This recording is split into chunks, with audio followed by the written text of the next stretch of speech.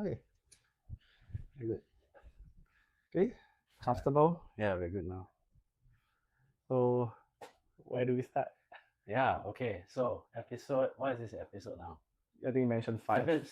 Yeah, for this series is episode 4. 4. Episode 4, Right. right? I guess we always start with a just a very short introduction, whatever you want to say.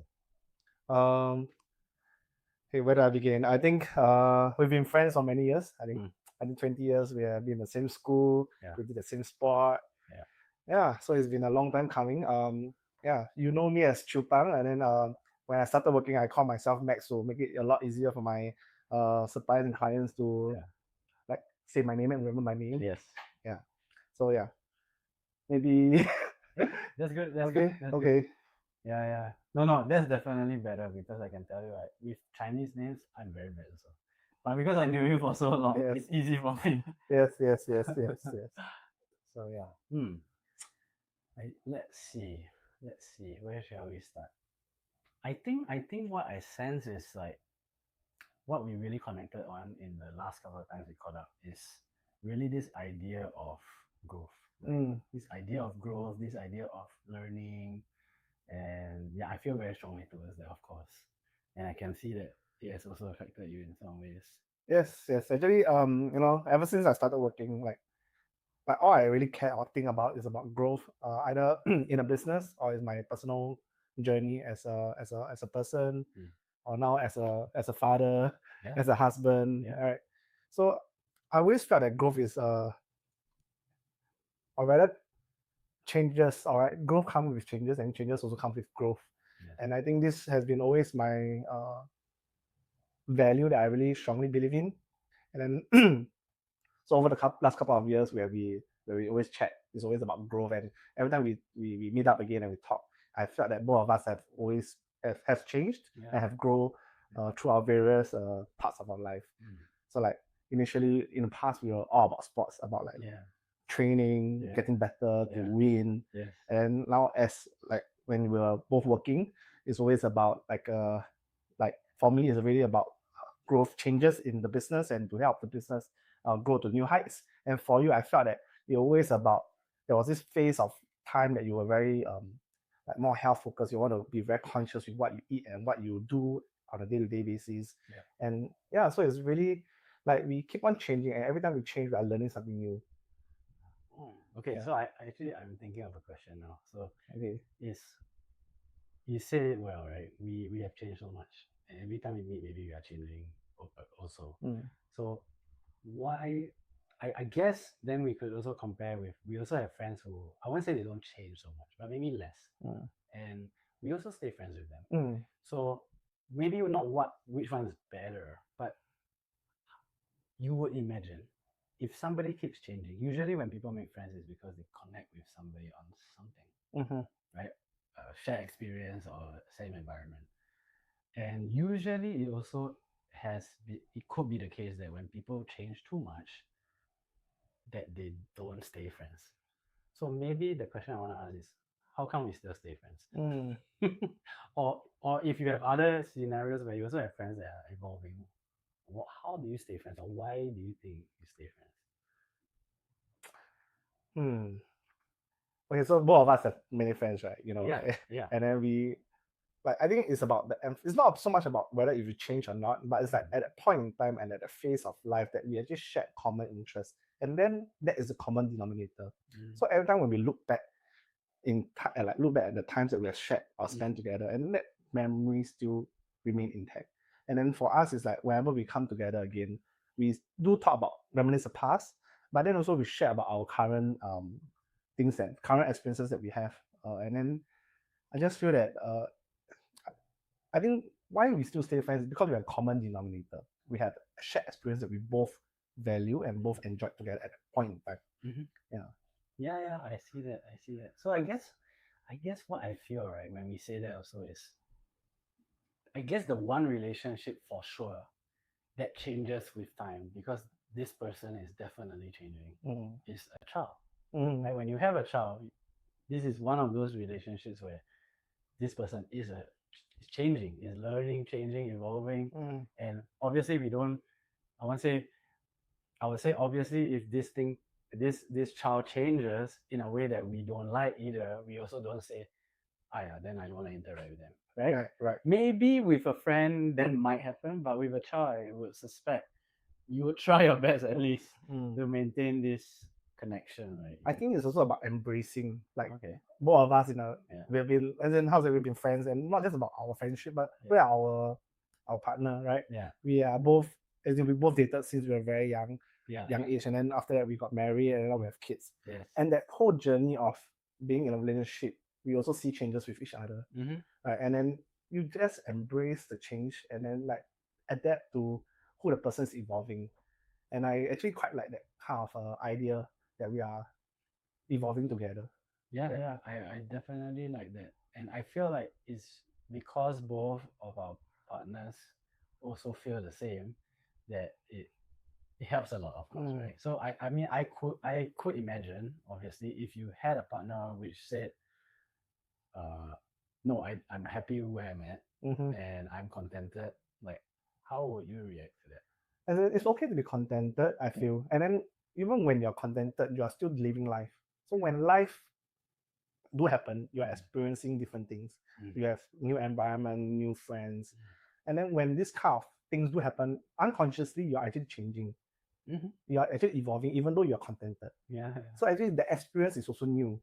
True. And then you are also changing and growing. Just that the conscious thought is that you are okay with being like this, but like actually you're growing with time. Yeah, I do see that. I do see that. So even if you think you're not, you are you are unconsciously. unconsciously. And that's just life, right? Okay. So do all the people that say you don't like to change, you're already changing now.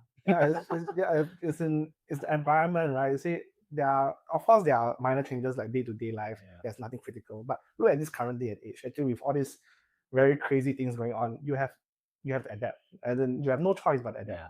And then during COVID is like a lot of like our like seniors or like our parents' generation, actually they have problem with using digital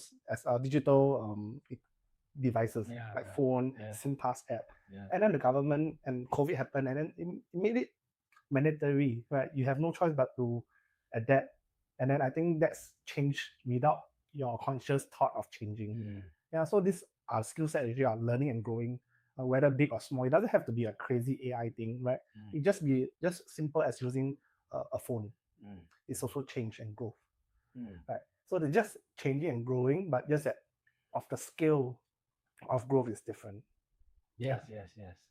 So yeah, so then leads me to another question, right? So I guess in some sense everyone is changing.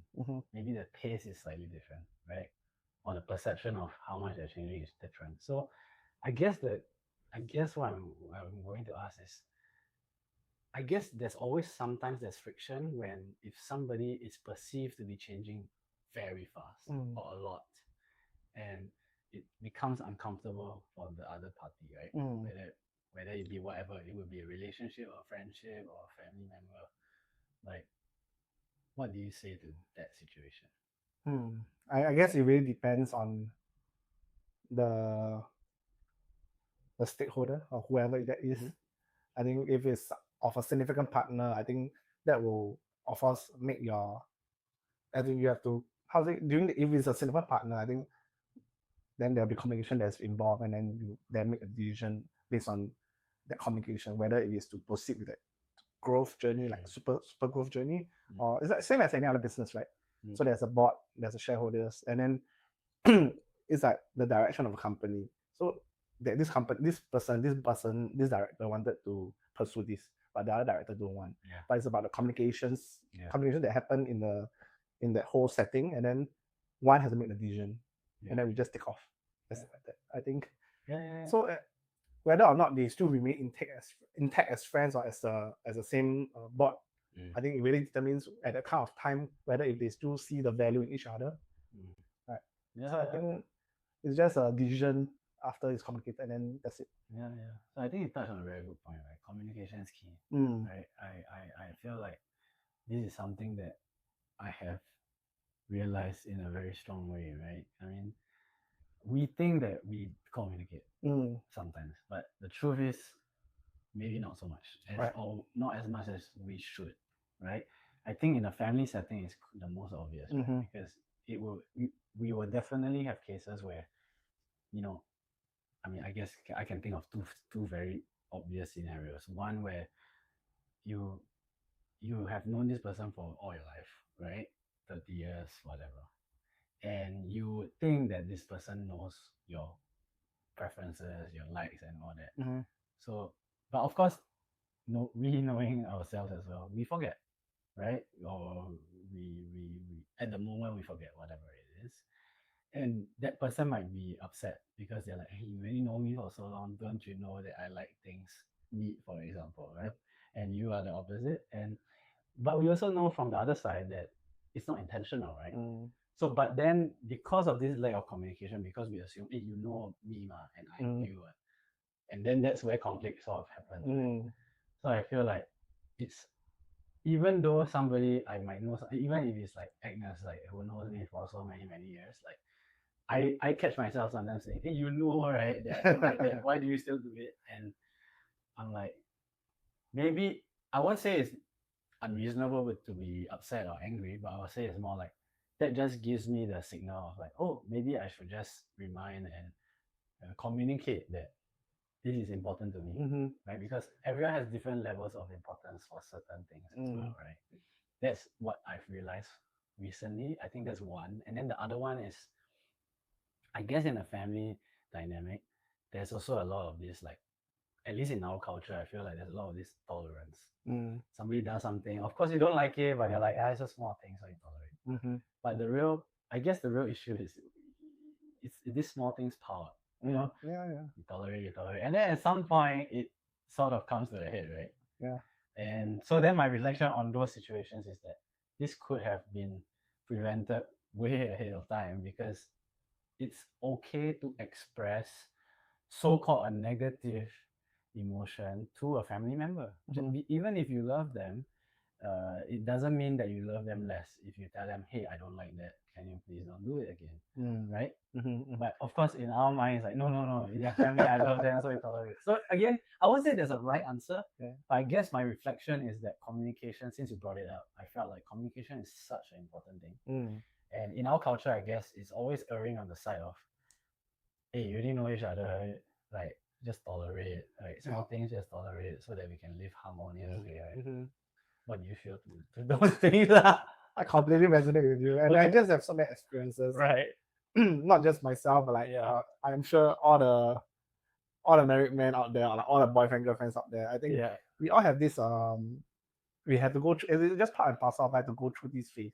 Yeah. So in order for that whole communication to start, there's something had to trigger. So either that trigger was a small thing or the big thing, right? Then you started communicating. But then again, we come to a chance to communicate upon impact. Of course, if you, as in, you cannot plan everything, right? So and you cannot agree on everything. So disagreements do happen. Yes. Right.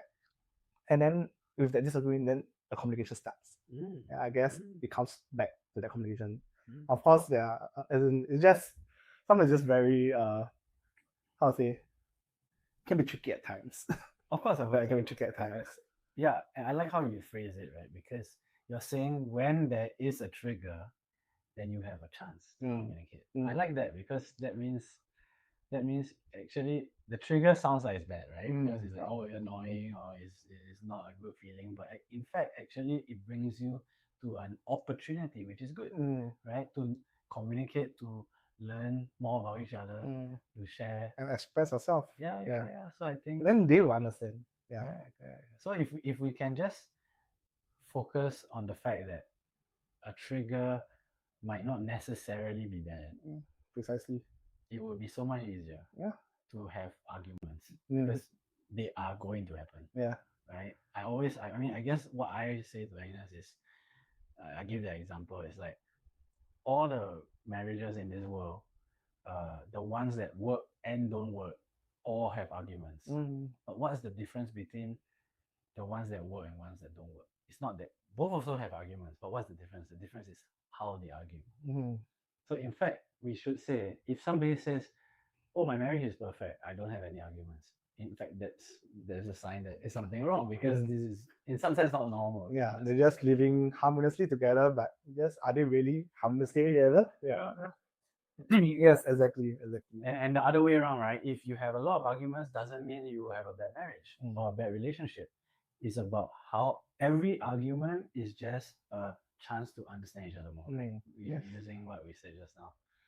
So if you look at it with that frame, then maybe the next time you're in an argument with your partner, maybe, just maybe, you will just be slightly more aware and less triggered. And also that you can focus on the fact that, hey, this is an opportunity, right? Maybe, just maybe. But I think it helps. It does help me at least. Okay.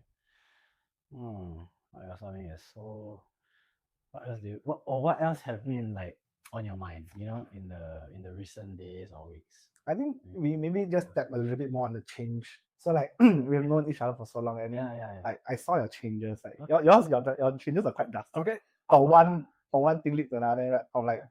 From lifestyle and wine, and then now back into lifestyle and podcast. Yeah. What triggered for you? Wow. Okay. Yeah, that's a great question. I would say, of course, it's a combination of things.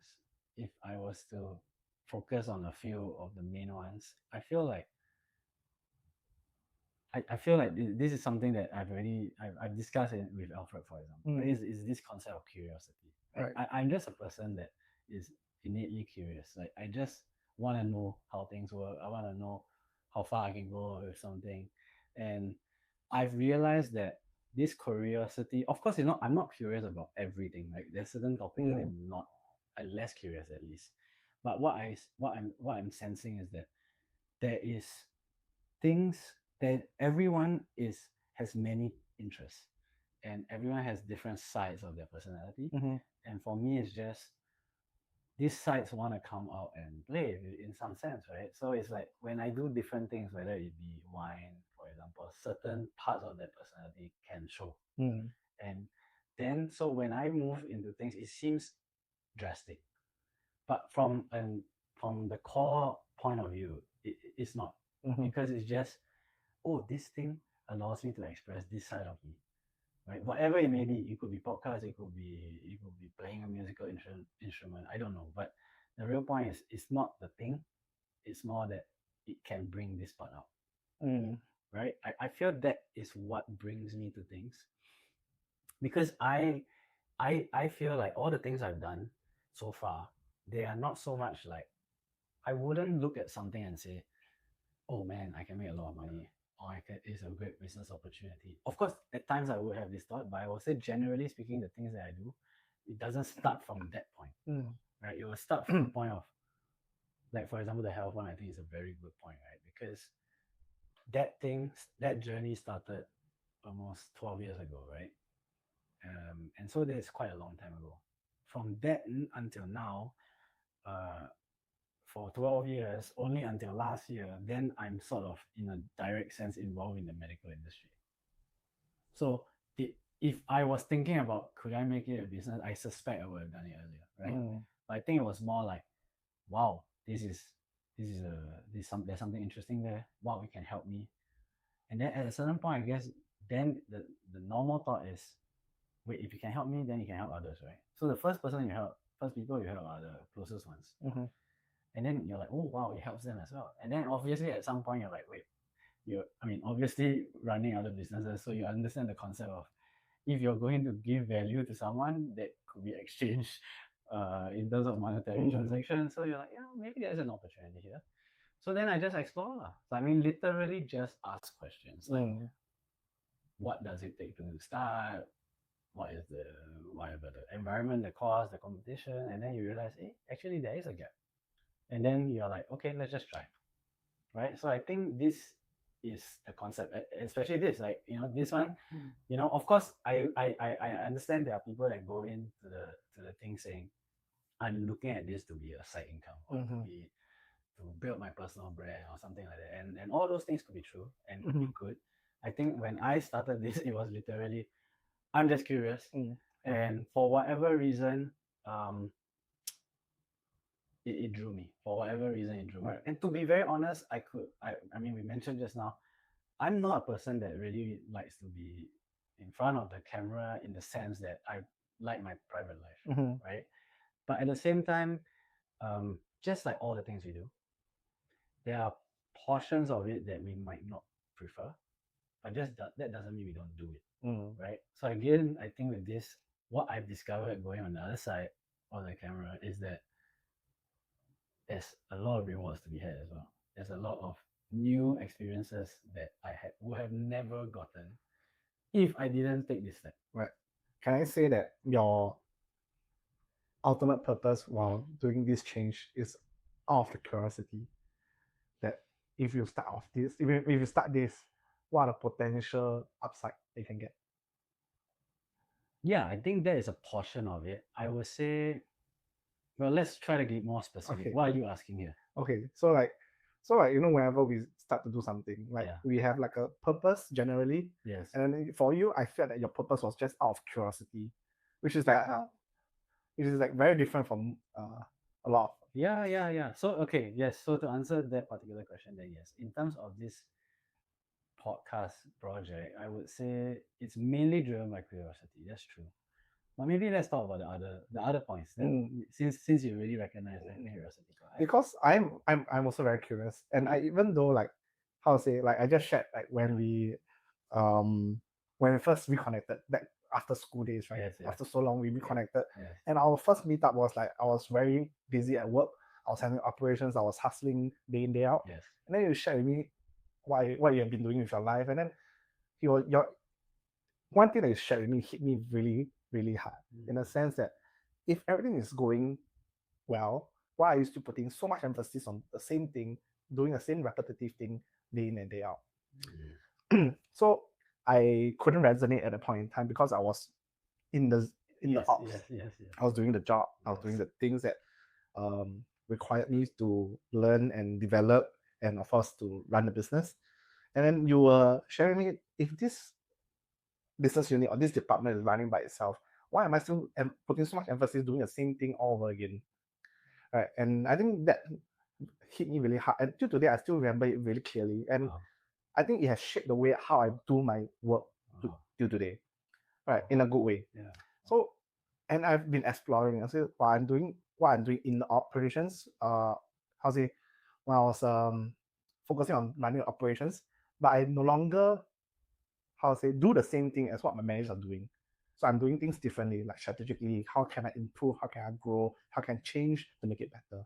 So I think that's where I started to go on the business and start to strategize. And I think it made an impact on my life, on how I work. I felt. Wow. Yeah. So it's you might not have felt it, but I think till today, like I think it's been 10 years. I've been working for 10 over years, right? So that still stayed with me, right, till today. So the curiosity is that while I was doing the job, actually, did I know what I'm gonna do like 3 5 years later? No, I didn't. But while I was working on it, then curiosity, there's a lot of opportunities coming along. Then I got curious, what if I do this? What if I do that? And I'm also like you, I think I'm quite curious. Yeah. And even though like conversations or topics that I'm not interested in, I said, maybe I just hear it out and then we see how it goes. So it's surprisingly from ops, right? From doing the work. Yes. And then I move on to many other things to help the operations make more, to save on costs in a sense. So ops is not a business driver, right? It's a supporting role in a business function. But how can an operation unit make a business decision that helps reduce operating expenses, and that's actually money as well. So along that way, right, I delved into many other things. So I went into digitization, IT, tech, and sustainability from operating a very traditional brick and mortar business. So that was very interesting. And actually doing this whole process actually have got me to some financial rewards along the way. And also not just about financial rewards, but like I learned so much as a person. Yes. Like through doing the delivery, right? You just think about it. So coming back to curiosity, I just feel that we are very alike in a sense. But we tend to have conversations that we are not familiar with, but we still embrace and still listen it out. And then just so coming back to the the day that I reconnected with you at SICT, right? Yeah. It was so memorable because you're so into health, and then you shared so much about technicalities about being like healthy and the lifestyle that you're leading. Yes. Oh, I was like, wow, I'm so in a physical world. Like that's very like a wellness lifestyle. It's like and I was still very in the like meeting the what's it called like Maslow hierarchy of needs. I'm still meeting the basic needs of to work to get the things done. Yes. Right. So it's very different. So yeah, I enjoyed the conversation. Oh. Yeah. Oh, thanks for sharing that. Wow. Amazing. Yeah, I mean, I think we also mentioned just now, it's like the things, I mean, I honestly sort of forgot that conversation, like I said. That being said, it's very heartening to hear that it was so impactful. I'm so glad that I could do that for you. It was not intentional. So I feel like one of the things I realized doing this project as well, and of course hearing these nice words, is that when we are comfortable with ourselves and we can be ourselves, right, at that moment, somehow there's something to be given or to be received, right? Just like when you saw that that podcast with Alfred, you got something, but I was not. None of us was trying to get the audience to feel something. We're just trying to be ourselves, trying to really answer these questions and these topics with our heart, right? In some sense. And yeah, thanks for sharing that. Wow, I feel what do I want to add to that? I feel like I want to add something.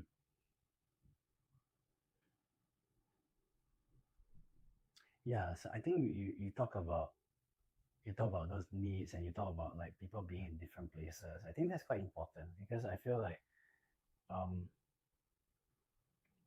that curiosity, right? Actually it's a very fundamental curiosity, right? It's beyond just the normal things like, oh, I want to know this so you can help me, right? It's a very fundamental curiosity of like, I like this person, I know this person. Why are they going through something that's so different from me? I'm curious, right? I just want to know, right? And maybe one day you will go through the same thing, and then it'll be helpful. Or maybe you won't. It doesn't really matter. But I think the real point is that to have this deep curiosity about people, right? Of course, the first level of that curiosity usually comes to the people that we like, that we are interested in, whatever they may be. But once you start practicing this curiosity, in some sense, it's still there's also a practice, right? It's like if I sit every day and every time I have a question in my mind, I'm like, nah. Then I just get less and less curious in some sense, right? But every time I have a question, I'm like, explore for that, right? Yeah. And then the conversation, like I said, like you might not hit you now, but maybe a couple years later, it triggers. And then you know that you had this conversation somewhere, in your head. Then I'll bring that. Like, I'll just, if I want to find out more information, I can always give that friend a call. And I think that's the power of sharing. I think the podcast you did that I got, I had some takeaways was with Alfred. I think at the point I was I think I was struggling a little bit with purpose, I guess. And then your conversation with Alfred was a lot about your purpose in what you guys are doing. So I think that resonated with me, and I had some takeaways from that podcast and that sharing. And I felt that I took away, so I wanted to tell you that what you did was actually very powerful, because you never know who's behind the screen feeling the same way. And to be honest, there are many people who are like us. Right? Actually, the problems that we're facing is actually very similar. Already there's who are those veterans who have experienced all of this already. Right? And they are more than willing to share. So it's always about like sharing of knowledge, sharing of experiences, and then we don't walk the same journey twice. And we learn and grow faster from there. So I think it's so your sharing with Alpha was a reason why this thing happened. I hope that I can also give away some, I don't know, experiences or you did. Well, if anything, whatever you shared to me already, it moved me. So you already have one person. So I hope that actually, in this world, right, like when everyone is also fighting their own battles, that word of encouragement, and if you can, just share what you're feeling, the communication between us is actually a communication. The trigger was Alfred and your podcast. Yeah. And for me, is that the communication is a trigger to communicate with you that what you Yeah. did was amazing. Yeah. Right. Yeah. So if everyone in this world is like this, and just make the world so much a better place. Oh yeah, I totally agree. So we go back to communication, very cool, right? Mhm. Because this is true. Like I can tell you in my own journey of interacting in different communities, like the ones that I told you I've been involved with, I realized that, you know, with this group of people, I learned how to communicate better, to practice that communication. Not just that I learned it, I always, maybe we already had it. It's just that we don't have a place to practice, a place to express this. And as you express this, not just communication but feelings, emotions, then you realize that, wow, in when I go back to my own home, I realize, oh man, I thought I was communicating here, but actually I'm not. I'm communicating not as much as I would like, right? And then you also realize that, how come I can express better to somebody I only known for a few months and somebody I know for years is so difficult? And actually, it's not because, don't be confused, because it's not because you love this person more or you love this person less. I think it's more like it's that habit. It's the habits that you create, the environment that you create, right? So for example, I'm sure we know that in the older generations, their way of expressing love is not by direct expression, Right. right? But we know when they ask us, "Do you eat?" Okay, you know what they are saying. I love you. I care about you. I'm thinking about you. That's what they're saying. Yes, But they say in a very roundabout way. Yeah, roundabout way, right? Yeah. And maybe for us, of course, I think now towards our children, we are more expressive. But also at the same time, it's like, actually there's still ways to go, right? I mean, like, all of us always have ways to go, and we can still keep learning. And trust me, like with a kid, I'm sure it's the same for you. So my kid is really funny. So if you ask her like, hug me, hug daddy or kiss daddy, she won't do it. But if I hug Agnes, immediately she'll come. Right. She'll hug both of us. Right. And then if, like, let's say my mom is nearby, she will go to my mom, come. And so she wants everyone to hug together. So you see, it's so funny, right? That she's like, wait, your energy not congruent. In some sense, she's saying that. Right? It's like, if you want me to hug you, you don't show me, how can I, why should I hug if you don't do it? Right. It's quite crazy if you think about it. Yeah, I think maybe it's just their trigger points different. Sure. You're coming back to trigger points. So right, for my firstborn, like every time I say hug daddy, right, she'll come. Yes. I do that with my secondborn. No, very feisty with my attitude. Yeah. But if the firstborn come to me, then she'll also come to me, like exactly how we did it. So it's like they have to see, and then they have to, I guess, it's the trigger point is different. Correct. The trigger point is different. And the means everyone can understand, everyone can comprehend. It's just that the approach of doing so is different. Yeah. Right. That's definitely true. I guess one of the things I really observe, and I'm sure you agree with, is that these children, they learn so quick. From you do it, they learn immediately. Very fast. Right? Very fast. And sometimes it's not even conscious, like what you do, right? So like it could be like a split moment where you got angry and you say something, and then it might not even be directed at them. For sure, in this case, it was not directed at her, and she will sense it and she will be upset. Like she'll cry or something, and it's like we forget, right? It's how do you say it? It's like when you go to a place. I'm sure you have experienced this, right? So we are moving into that space of we affect each other, even if we don't know, and even if we don't know each other, right? So like if you go to a place like that's like, you know, big city, very hustle and bustle, like you can feel like there's this tension, there's this stress, maybe even. But when you go to, like, you know, obviously like a beach resort where everyone's relaxing, everyone's chill, the energy is very different, right? The feeling is very different. Yes.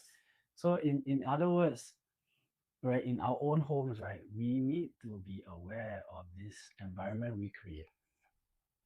Yeah, that's what I'm trying more to do. It's not easy, I can say. Yeah, I have not definitely put in a conscious thought on that. But yeah, you're right. We are definitely absorbing energies from people. Myself, like when I go to a networking session, I just feel empowered. I feel like I needed to, I can share, I can network, I can meet new friends, I can share everything under the roof. But back at home, maybe sometimes I tend to be a little bit more reserved. Yeah. We just think that the environment sets the tone, right? Because the networking is like, this event's for networking, so everyone's like, I'm willing to talk to obviously somebody I don't know, and more people. So I think it's like really the tone, the environment that we set in our house, right? So for example, if in not just in our house but in the family, right? So if in my family I say it's okay to fail, and then they have more courage to try, right? For example, right? Or if I say, if we do something, we better do it well, or else we don't do it, then maybe it will be a different attitude, because it will be like, oh, I better make sure I'm good at it. If not, I'm not going to try, right? For example, which obviously sounds counterintuitive, because you can never know whether you're good at something until you try. Yes. Right. So I think, these are the things I'm trying to focus a little bit more. And I guess one of the ones that is really, I guess that's the really main place where it's unconsciously being affected, is like how we deal with, like, maybe like, the help that we have at home, or like employees that we might work with. It's because of the hierarchical structure of the relationship. Sometimes if you're angry, you just say what you say, right? Not intentionally to be mean or anything, but it's like, just very direct. And then I guess for me, it's like, how do I, on top of that hierarchy, even if there is, for whatever reason, because of the organization or whatever, how can I still treat this person with respect as a human? I can still communicate that the person has not done it right, but I don't need to like crush Be demeaning, like yes. I guess the approach. So just now when you talk about your kid, like looking and curious, right? Actually, they are picking up really quickly, and they learn really, really fast. Yes. So I think when I don't know, they will basically see the environment on like how they're brought up. Like same for us, like my parents brought me up in a way of with their beliefs, right? And then when I grew up, I of course tend to have some sort of similar beliefs, similar behavior in a way that's how I brought up, and then it should be the same way doing so now. But of course, with this new generation of parenting, with so much more information, we're also absorbing new changes, and we then we will make our own decisions on how we want to bring up our own kids. So okay, good that you went to this place. So I have also a question, because I've been facing this in some sense. So, of course, at some point, not all their opinions will be aligned, right? For example, and I guess the most difficult part is this, like you said, is new things, right? So new things means, I guess every previous generation, the easiest argument for them is always, but this has been done this way. It always has been this way. So trust it, right? Yes, trust the system, or trust the process, or whatever. And then we get new information, and it's like, wait, actually, this also makes sense. And actually, wait, there's something else that can be gained also if we do it that way. And then they're like, what? I mean, for them, I guess the perception is uncertainty, right? It's not been tried and tested in some sense. And for us, it's like, but there is something there, right? Whatever there may be, maybe it's logic, maybe it's not, but there's a feeling that there's something there. And I guess the idea is that it's okay to try. And what's the worst that can happen, right? If it doesn't go well, you just turn back, right? Or use another method. I guess this is what I've been facing a little bit, because it's like, first, difference of opinion, and then I guess the second part is the concept of uncertainty. I would want to disagree on the goal that, as in, you can't just switch back like that. The once the decision made is made, right? But I think it's the belief system. Like even opinions differs, and then you make the decision, and then you make the choice to do it however way, right? There's no way of turning back. So it's always like you learn from it, or it help you and grow from it.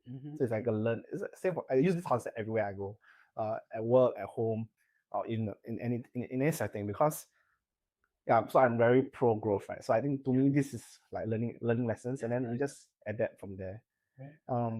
If you think about it that way, it's easier to just make new decisions. So it's about execution. I think it's about doing it and then believing what you do.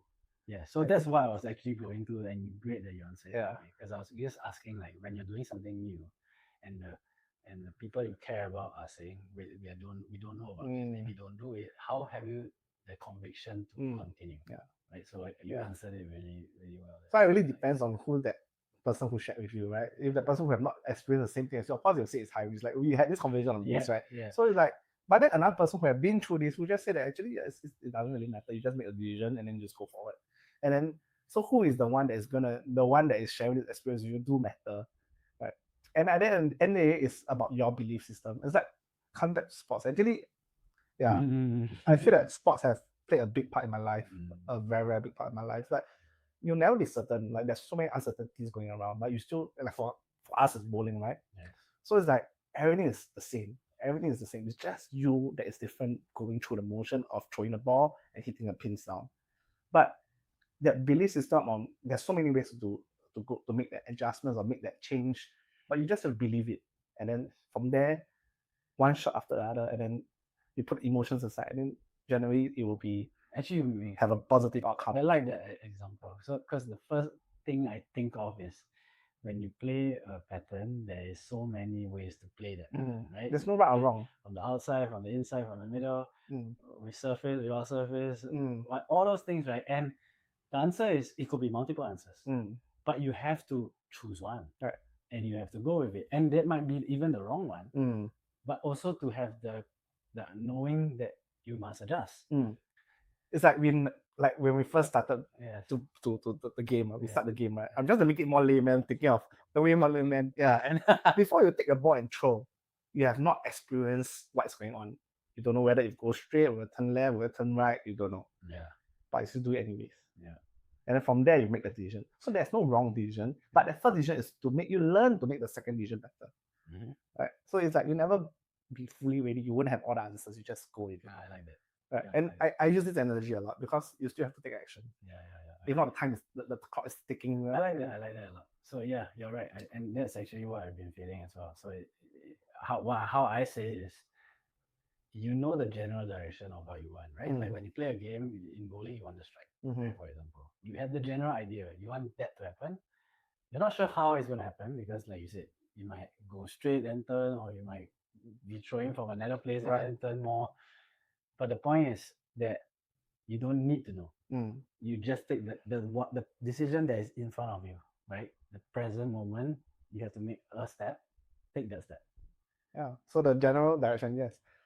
Yeah, and I think the same goes for, I don't know, I use business analogy a lot because I've been very involved in this setting. There's a vision. What do you really want to get out of this company? What do you be remembered for? And then from there, the big direction is there. And then of course along the way, plans to change every other time. Yeah. But of course the big vision, the common direction that you want to go is very, very important. Yes. Yeah. True. I feel so. The common direction is very, very important. I also feel like and when you say common direction, what I feel is like nowadays when I have a goal, like let's say this project for example, like honestly, because it's so new to me, it's sometimes it's a little difficult to say what is the goal. Right? What could I even put on a goal, right? How many subscribers? How many could be, right? Or whatever it is. I think you don't have to have it all the answers at one time, but your purpose was curiosity. Yeah. So like how we started our business, right? It was to feed our family, right? So our vision and mission is just to get by. Right. So I think there's no right or wrong in that. And that itself is the true north. Your true north at the point in time when you first started is curiosity. Where could this lead to? What could I get out of this? And that's your true north. Yeah, I see that. It's a vision, but it's not a big one. It's just like, break it down into this way. Yeah, this is very nice. So it's like when I first started something, I want to have a chance to do a bigger, like maybe grow this new business unit. But do I really have a clear certainty or what I really, really want out of this? Not really. So it's like along the way when you start running the thing, like operating it, regardless whether business or like life, you start doing it, and then along the way you find your answers. So you cannot get your answers by sitting down and wait. Like you just shared on like if you know something, you cannot just sit down and think about it, and one day you just stop being curious. You want to find out. So it's like you need to do something to find out. Yeah. So you're constantly doing. While you're doing it, maybe you find your own answers. Yeah, agree. I like that. So what you're saying in some ways also is like, yes, the true north, it doesn't have to be very big at the beginning, but as you do, this true north, so to speak, will develop, right? Will develop. So then maybe I want to ask a question. So it's like, okay, let's say you mentioned your true north starting was to get by, for example. Of course, now I think it's evolved far beyond that. So what is your sense of the true north now for you? I think when I first started working here, working in the family business, okay, the true north was a lot, or rather, my mission as a second generation family business owner, it was about legacy. It's about protecting what the founders have left behind, and to continuously building this legacy. Yeah.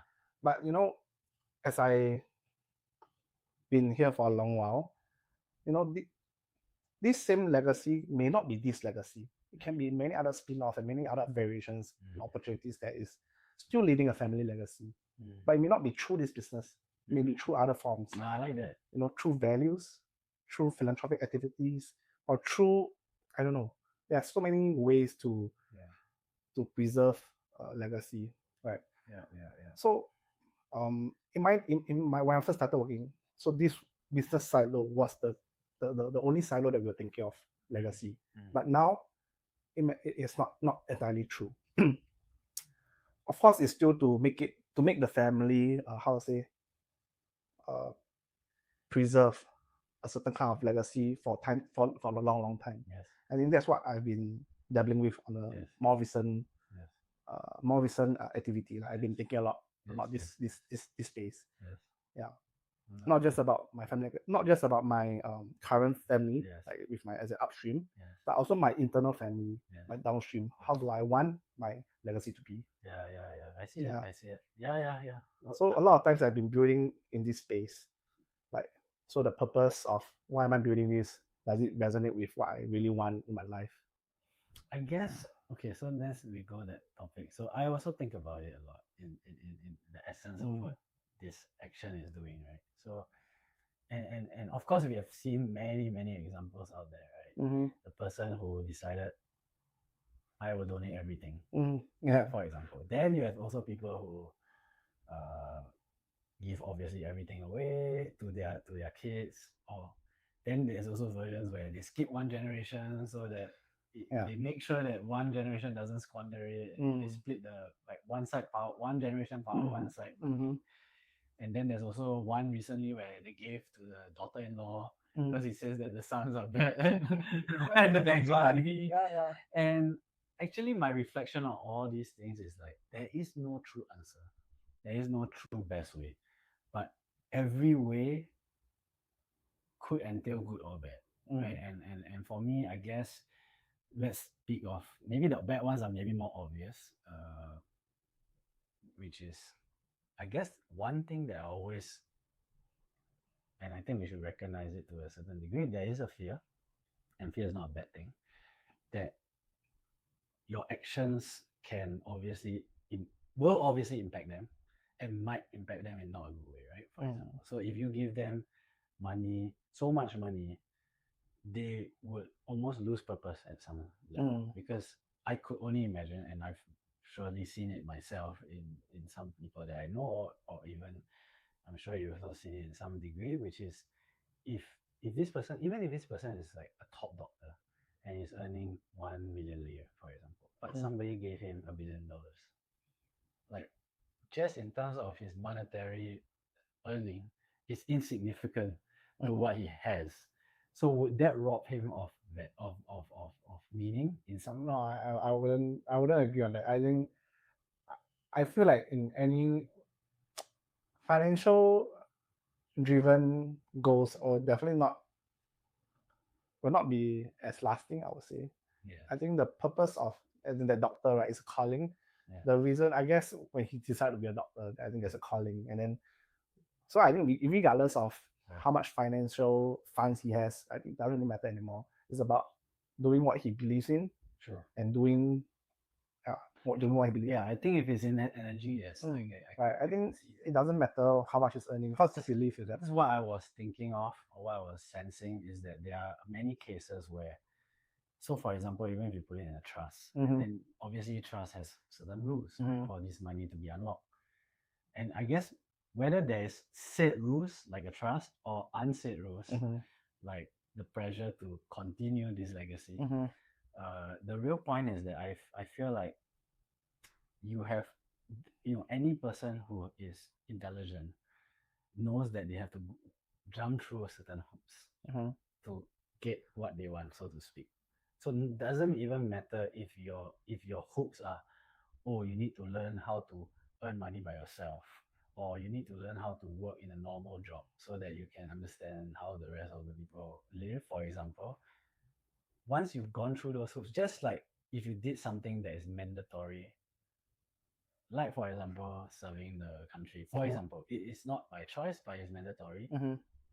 Surely a proportion of people, once they are done with it, will, in fact, not even once they're done with it, when they're doing it, they might not even gain anything, because in their mind it's like, I'm just gonna zombie out this thing and play it out, right? I guess for us, obviously our mindset is slightly different. Like if you're already put in a situation, whether by choice or not, might as well Make the best out of it. right? Exactly. So I think for us, in that case, we won't go down that path.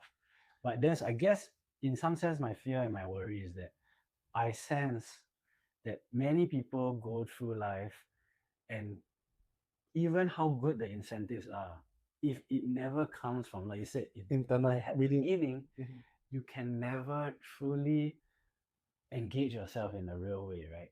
And or fulfill yourself, if you want to say, right? So no amount of money or lack of money will. So there's a lot of intrinsic motivation, I would say. Yeah. So actually, that means we're actually coming to some sort of truth, right? That we are learning now, right? Which is what we want to impart to our next generation for sure. Is values. Basically, that's what it is. Values, ideas, certain virtues, whatever you want to call them, and those things. If you just go through, like, if somebody, I mean, like the virtue of, like integrity, right? What does it entail? We know integrity, I guess, is the best example, because it's not what you do when others are looking. It's really what you do when no one is looking. And we also know that in this world there are rules and laws.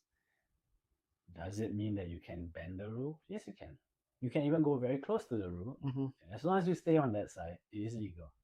So just like some not so light people in this world, like what's the guy that crash economies? People have called him evil. I mean, anyways, we don't need to name him, but the real point is that just because you're on the side of the law, doesn't mean that you need to push it to the limit, and also doesn't mean that you should see people as numbers. I think this is the real point I'm trying to say. Because a lot of industries, especially in finance, for example, they look at things like numbers, right? Which is not wrong, because that's what they deal with. But at the end of the day, it's like, if a decision will so-called erode the economy, but will make you $1 billion, do you do that? In their case, yes, because it's quite clear, right? That's their KPI. But I guess what I'm saying is that how can not just our businesses, our corporations, our institutions, but the things that we do, the vehicles that we do things, whether it's a government, an institution, a company, how can we imbue this level of humanity inside? I think this is actually a really important point that I'm sort of digesting in this recent time, because we are facing a moment where values and are really, really important. Because if this new sentient life form, AI, does not have the same values as us, that life is precious, and any life is precious, not just human, right? That's why we have protection on oceans and yes. if they don't have the same values, or have very different values, then I mean, I won't say the world might be in trouble, but I will say that we are going to face some extreme things that we are not used to. So I guess that's my contemplation, and I guess the way I like to look at it is that exactly how I said it just now, right? Which is, we care about animals, we care about our pets. They rely on us. in many ways they rely on us. Like if we wanted to rid ourselves of them, we could, right? And so I guess the idea of why do we do things even though we don't need to? I guess this is what I'm grasping. So what is the fabric that holds us to act in such ways? Assuming again, it's sort of tied to integrity to some degree because when the rules are all off, do you change your behavior? Yeah, we do. Will you change it? How? That is the question. Yeah, this is the question. If the rules are all off, right? Today the rule is, for example, maybe this is contentious, but the rule is, you should get married to one person. Once upon a time, that was, or you should get married to a person that you love. Once upon a time, it was not like that. You should get married because this family and this family, wow, we join together, we'll be more powerful, we can do this and that. Or there's some sort of political, whatever, right? So it's a very different case. I'm not saying that is right and this is wrong, or this is right and that is wrong. I'm saying when the rules change, do our values change also? That's what I'm asking. Very interesting topic here. Yeah, that's what I'm asking. I don't know. I mean, the real answer is I don't know. Yeah. And I guess that's what I'm saying. What do we feel? Where could we go with that? Like, I think in a very macro perspective is essentially what the country is doing or what the world is doing. Right? That's actually they're building cultures. yes. But I think that's very far-fetched. I feel it's a bit harder to instill such values. But I think in a family, coming back to a family, it's a lot more easier. Yes. In a way, like how we build cultures at home, build Yeah. cultures in at work. I think that culture is actually a value in itself. For sure. Yeah. Everywhere there's a culture. So it's like whether the culture is very financial, numbers driven, or that culture is very family driven. I think what we really as a family business, I think we tend to be very family oriented. I think it's a family business after all. So I think we tend to have a lot more compassion, empathy, compared to the financial institutes. I think they are really more on the numbers per se. Yeah. I think there's no right or wrong here. Yeah, there's definitely no right or wrong, but I like how you approached it. So you got it back to something that's right in front of us. Yeah, I think that is very good. Yeah. Because I think so. What I guess the point I want to make, and you exemplified it in many ways, is that something can be very far fetched. It could be like an idea, ideology, or philosophy, but even if it is far fetched, the essence of that thing can be applied directly in a very specific case, right? Like family, for example. And just like when I've met some people who have done some alternative things, right? Like let's say they are an astrologer or a feng shui master, which we use them, right? It's not like fringe science, right? What are they actually doing? And this is one of the guys that he said, in my job, so he's a face reader. He said, in my job, I'm a face reader, but that is not what I do. He says, what I do, it sounds far-fetched, right? Or feng shui or astrology. Right. But he says, how does it apply directly to our real 3D world, right? Or immediate vicinity is that he says, in my work, he works with businessmen, he works with sports athletes. And what is his work? His job is to motivate, inspire, challenge them, help them grow. And the tool that he uses, one of the tools that he uses, is face reading. And I'm like, wow, that's a great way to put it, right? Because it makes something so freaking far-fetched very, very applicable immediately, right? And I think the way he did it also was really good because it's like, yes, that idea is sort of far-fetched, like quite philosophical at some level, but when you say applying it to the family sense, like how do we basically act? How do we behave? That sets the culture. That sets the value. Yeah, I totally agree. Right? Totally agree. Yeah. So. And then I think you just need to think deep. Where's your niche in a sense? You can be doing a lot of other things, but that niche is the one that really I know you for that, in a sense. So coming to face reading, I also have another friend. I wouldn't say friend, but like I know this guy. Yeah. He reads face for a living. See, that's why he shared. Oh wow, he was so cool, right? But actually, there's some science to that, right? Oh yeah, there is. So actually, he's just using expertise, right, in this field Yeah. to help. Mine was he was servicing a business owners, businessmen Yes. to how to say, to do a first round of clearance whether if they see a potential partnership moving forward.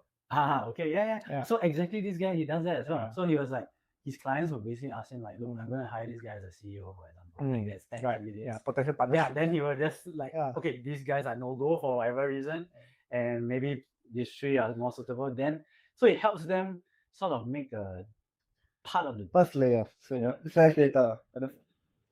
you have too much decisions to make, which is I guess in essence, what are we saying?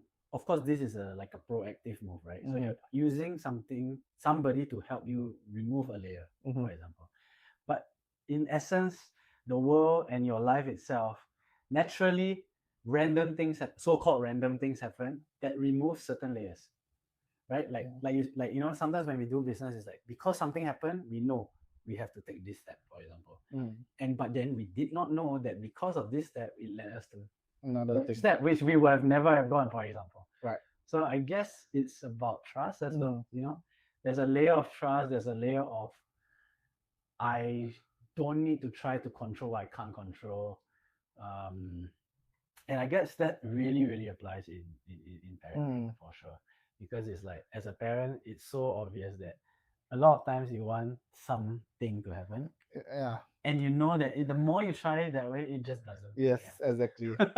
As in, like, I don't know, ever since being a parent myself, right, like, I will never be on time for family gatherings anymore. Like, so they say like lunch at 1 p.m. Or like dinner at 6:30 p.m. But I also wish that we can make it in time. But you know, somehow or rather the kids suddenly have some either a moment, right? Then we had to either like soothe the child, or either we just grab and go, and then you just cry out of the way, and then we have a problem after. So it's like you never know what's gonna happen. Like one moment they are like all fine, the next moment they get cranky or over like small matters, or even like they have an argument between the sibling, you know. So things like that do happen. Yeah, and I like how you say it in that way, because I feel like there's a real distinction, right? So when it comes to family matters, especially when it comes to children, right? You have to be a bit flexible, right? That's what you're saying. Yes. But at the same time, when it comes to like personal or even professional matters, where time is a form of respect, then there is no leeway in that sense, right? I won't say there's no leeway, but you get what I mean. I think it's just cultures. I think maybe a country like Singapore, yes, is so formality, but I guess when I start to travel around the world, I feel that maybe time is not so sensitive, or not so, not say not respected, but it's just that not so structured in a way that we have to respect the timing. Like sometimes, you know, just there's so many 1001 cases that things will happen. True. And I think generally the world has, how to say, they just react differently from different places. So in Indonesia, if you meet, it's crazy. You can do like 2-3 hours meeting. 2-3 hours wait for the person to appear, because it's just so hard to tell because traffic is crazy. Yeah. Actually, that's true. You're right. Your environment shapes your culture. That's what you're saying. Your culture also shapes your thinking and your beliefs and things. And we talk about how like Asian cultures or Chinese cultures are tend to be a little more conservative, like we are a bit more shy, and to feel that we're never good enough. Right? We just had a conversation, and I'm also starting to learn that myself. Like my parents or like our environment have brought us in a way that we need to be humble, we need to be deeply rooted. But it's like sometimes for me, like coming to growth in the business, like if you don't put ourselves out there, there wouldn't be a chance, there won't be an opportunity for you to meet someone, to close a client, to find somewhere, to find someone who is valuable or strategically viable for you in this partnership. So if you stay rooted, you stay conservative, you just continue to do your own thing, sometimes it's just hard to get opportunities like that. Yes. Like for me at this current juncture, I've been exploring a lot of these kind of opportunities, and I will show up in a way whether if I'm ready or not. You know. So it's really about showing up and then just to see where it leads to. Right. Yeah. So I guess the question I want to ask then is like you said, there is a prevailing culture. There is also the environment you have been brought up with. How could you go beyond that? How did you go beyond that? What gave you the conviction or the energy to go beyond that? Maybe it's the experiences that I've shared, not just within the company. If I stay within the family and stay within the family and the company cultural beliefs, I think it's very hard because that's where you're boxed in. Yes. But I think with our recent opportunities that I have had the opportunity to really travel a lot more of recently, and then to meet different people, meet different cultures, and see how they work. Yes. And they take pride in what they do, and not just about taking pride in what they do, but they are openly sharing about what they are doing, and then that actually empowered me. I've seen successful businesses are doing that, and then for myself, like if I want to be successful, like I have to really also maybe think of a way to put ourselves out there and to really take pride in what you do. Yeah. So like the Asian culture, back when we were bowling a national program, the national team together. Oh yeah, we never talked about that. I never felt good being a national bowler, to be honest. Oh, okay, that's very. Like I always thought that I was I was pretty good, right? very. That's pretty good, okay. Man. Very. So I was very good. Amazing, at that point. Yes. But mentally, I felt that I was not good enough. And bowling being a precision sport, a mental sport, right? Yes. At the highest level, everyone can bowl the same way, physically. Yes. But what makes a champion is the mental capacity, right? The grit, which I didn't have at that point in time. Wow. Right. So it's like you know that you're good. You know that at that point in time I was really good. But mentally I was not. I was not delivering. But you see, coming back to sports, and then I've learned that through this career of mine, that you have to have both the physical grit and the mental tenacity to really push through. Yes. Yeah. I shared this example in the Alfred episode, right? About tennis players. Right. Yes. And it's not just about tennis players, just about sports people. So what's the difference between usually the top 1 or 2 players or the top 3 players and the rest of the top 10? It's just how they react to a shot. So in tennis, for example, the example is given that when they hit a good shot, they are pleasantly surprised. Of course, they know they are good and they know they can do it, but still somehow they have this almost like childlike expression of joy of like, wow, I did that, right? Whereas another player in the top 10 will be like, yeah, that's expected. I should always hit that shot, right? And so there's no joy. And then the other example when is they hit a bad shot, the best players are, it's okay. The next one will be good. And then the rest of the top 10 will be like, for example, they could be like, oh my god, why did I do that? I'm so bad. I'm a lousy player. I'm only a lousy player. Yeah. How they react to that situation is very important. It's really part of this mental environment that we create for ourselves, right? And you're so right. Like I can share myself also. Like even for me, I think, yeah, sure, all of us had the talent for sure. That's undeniable. And we also put in the hard work, for sure. But I also realized only until I literally was out of the national team and like not really bowling anymore, that I realized that my mental was not good, because every time I come to a place where I was going to or had an opportunity to win, then I would be focusing on overanalyzing. Or focusing on not making a mistake, which is not how you win things, right? You win things by going for it, right? And I only realized this when I won a tournament where I was winning by a lot. It was just some SSAC tournament, and I was winning by a lot. And then the guy that was second came to me and said, can you not play so well so that we are not so far away? And my answer was instinctual. I wasn't even thinking, because I was probably in flow state. I was like, no. Precisely. Actually, to be honest, whenever we do anything, anything at all, when you're in the flow state, you are actually doing, how to say, when you're not consciously thinking about something, actually you're performing. Yeah. Well, I like that. That's a very interesting statement. Wow. Okay, yes. And through the Enneagram, we had conversation Enneagram, right? I found my flow state at which point. And I start to dwell in that. I want to get into that state as much as I can. And that's where I perform, I felt. Yes. You know what I mean? So you know where's the element, and then you just go with the element and flow. and then that's where I perform. Yeah. Wow. Yeah, but yes, you're so right. Like sports really is such a gift in many ways for us, right? Because it taught us so many things. I think really that mental aspect is really important, and that success is part. I mean, failure is part of success. I think this is also really really important, and that in some it's so weird, right? Because in the flow state you're not thinking. Then you're always, then I guess at the beginning part you're always thinking how to get to flow state. You can't do that. You cannot think to get into it. You have to trust. Then you can get into it. Right. Because where does that trust come from, right? It comes from a fundamental base of your practice. Like you've shot this thing thousands of times, hundreds and thousands of times. So the element of trust comes from somewhere, right? Yeah, so it's all these things, and then applying it to our and the other things that we do is like you said, we might be brought up in an environment of being super humble, or even to the point of being too humble, right? And what does sport teach you? Sport teach you that you must be confident, but not in a sense of like delusional, but confident in the sense that I can do it. That inner belief, right? Yeah. That pushes you there. Even when people say they doubt you and they question you, that is where that conviction comes from. Yeah.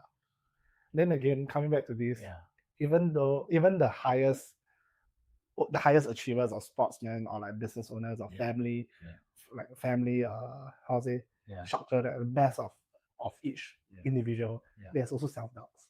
They are confirmed.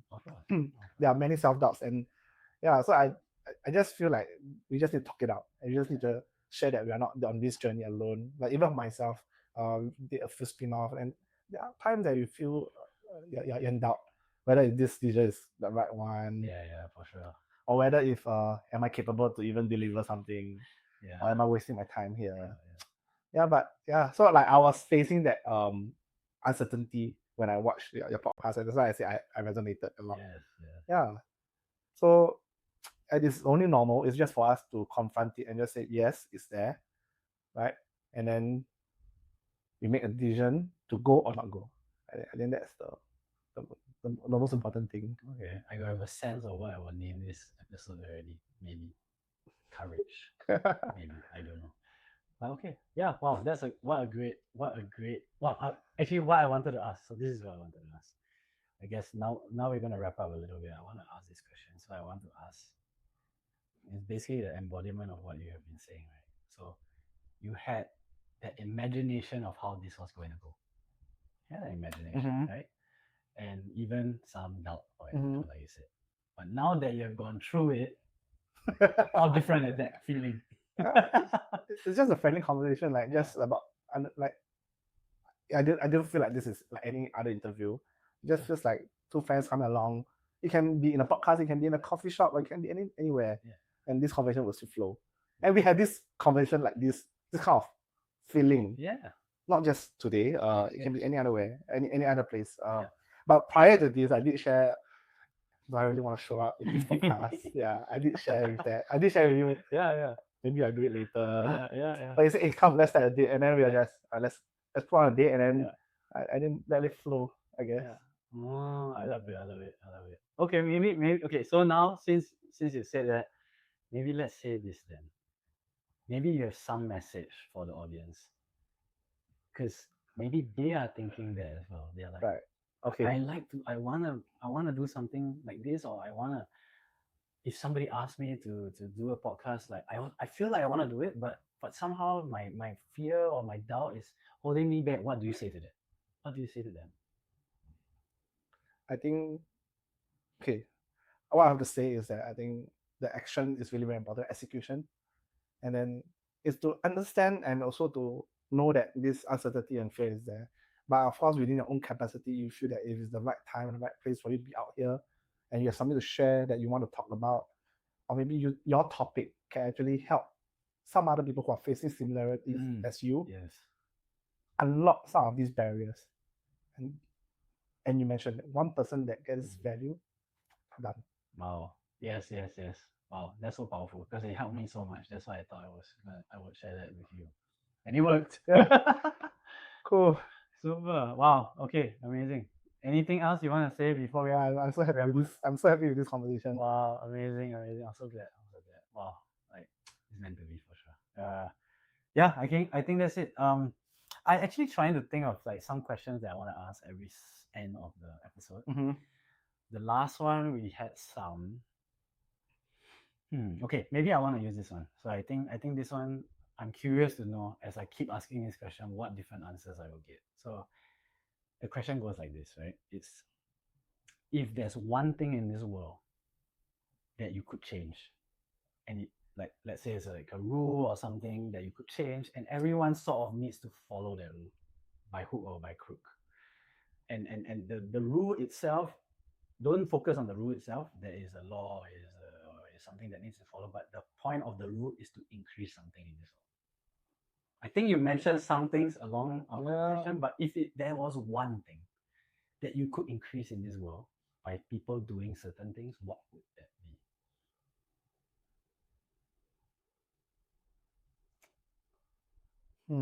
be? There's no right answer.